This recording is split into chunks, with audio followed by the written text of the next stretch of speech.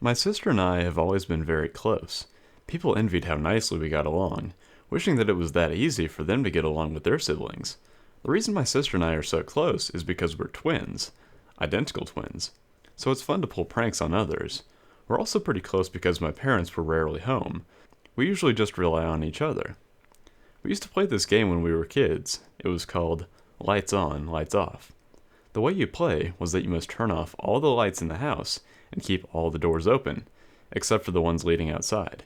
One person must search for the other in the dark. You can say, lights on, and turn on the lights for a few seconds to see if they're in the room. But you can only say, lights on, 5 times. There was this one time where my sibling and I had played, and I've remembered ever since. My parents weren't at the house since they had to work again, and the babysitter was running late. So my sister and I decided to go play Lights On, Lights Off. It was already pretty dark for 7 p.m. since it was the middle of winter, I think. I decided that I would be the one to seek and my sister would go hide. I had prepared for the game first, of course. I was in charge of opening all the doors and my sister would go turn off all the lights. As we were doing this, I realized that our front door was locked. The thought occurred to me that the babysitter might come while we're playing the game and interrupt us. No one wanted that to happen. I went to the front door and unlocked it. Once I finished opening all the doors and my sister finished turning off all the lights, I told her to go hide while I waited. I counted up to probably around 100 until I began to search for her. She had always been a better hider, although I'd always been the better searcher. I knew the places she liked to hide, so I always checked those places first. I headed upstairs to search her room. Her room was dark and I couldn't see a thing, but it didn't look like anyone was there. I was about to turn back when I heard the front door open. It must be the babysitter, I thought to myself. At the time, nothing really occurred to me that anything would happen. We lived in a friendly neighborhood, and nothing ever happened. "Don't turn on the lights," I yelled. "We're playing a game. Just wait there till we're done." No reply. I didn't really think much of it as I continued my search for my sister. Every now and then I could hear small creaks in the floorboards and clicking of the door handles. I had searched all of upstairs when I decided to head back down. My foot had stepped on the last step of the stairs, and I felt something wet on my foot. "Ew," I say.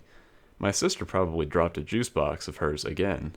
I told her she couldn't take drinks to their hiding spot, but she didn't listen very much. Although this was a good sign that she was somewhere around here. As I was thinking, I heard a loud series of steps run up the stairs. I turned to only see a shadow of a person. I couldn't really tell, so I just assumed it was my sister. "Hey!" I yelled. "That's cheating!" No reply. I ran after her.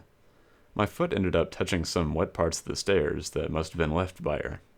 When I got to the top of the stairs, I noticed one of the doors were closed. "You can't cheat!" I yelled and threw open the door. This was the door to my room, and sitting on my bed sat a large figure, nothing of child-sized proportions. I froze. I didn't want to move. I didn't even think I could breathe. "Lights on," I said, and turned on the lights.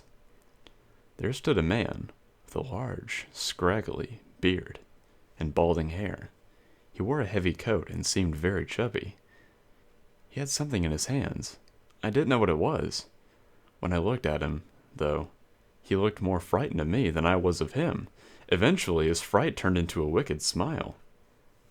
"Hey, little girl," he said in a very rocky voice. "Can I play your game too?" I didn't say anything, but I nodded. "Good," he said. "Now, I think I'll let you be the one to hide, and I'll search for you." Again, I had no words, so I nodded. "I'll give you 10 seconds. 10. With that, I ran like I never ran before, through the dark and downstairs. I ran to the only place I knew where to hide, the hidden room under the stairs.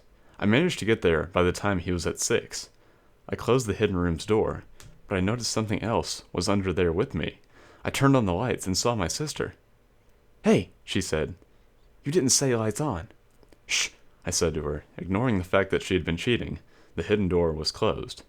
I would never be so thankful for that. "Someone's here." "Huh?" I covered her mouth, and she eventually saw my fear and kept quiet. The hidden room was very small, barely able to hold one person. Luckily, my sister and I were so small we could barely fit. I sat there quietly. My sister, too. But she was confused, and once in a while she would try to ask questions. I'd always try and shush her, though. Every once in a while, I could hear footsteps above us, or right by us, and I would fear that we would be caught. We turned off the light, so it would be hard to see anything. I hoped our babysitter would have come sooner. What was taking her so long? Had she forgotten about us? I didn't dwell on the thought too much. I think my sister had fallen asleep, but I couldn't, because I could still hear the creaking of the floor. How could she fall asleep? The stranger was roaming around our house, looking for us. I felt paranoid. Every sound being made me jump a little bit. I forced myself to stay still. I heard the lights turn on sometimes. I could even see it from the crack of the hidden door. He said something, but my mind was too full of fear to pay attention. My eyes were wide open, but I too grew exhausted. I swore his foot was right by the door once. I froze, my mind going blank. And then I heard him say, "I see you." I almost screamed, but thank God I didn't when he just walked past. He had entered another room, cussing to himself because I wasn't there. I didn't know when, but I fell asleep too. When I woke up, I heard the opening of the door and someone say, "There you are." I never screamed so loudly in my life. "No!" I pleaded. "Go away! The game's over!" When I came to my senses, I saw it was my mother. I immediately stopped yelling and threw myself into her arms, and then I heard her gasp. "What?" I had asked her and looked behind me to see what she meant. My feet were stained red. If I said I was screaming before, I was lying. This is where I actually screamed. I later found that the man who wandered into my house had murdered the babysitter right outside my door and let himself in. The police managed to find out that the man planned on kidnapping us and had already been stalking us before. He had been found with a knife and sleeping pills. His van was close to the house. Nothing more about that night was revealed to me. Not that I know of. Not like I needed to know anything else either. I just found it disgusting a person could ever do such a thing. I could never forget. Even now, I'm still slightly afraid of the dark. Not once have I played that game again or left my door unlocked. Sometimes I still have nightmares. The thing that scares me most is not that I had stepped in blood, not that I could have been taken away, but sometimes I can still hear his voice say, "Lights on," and the flicker of a light.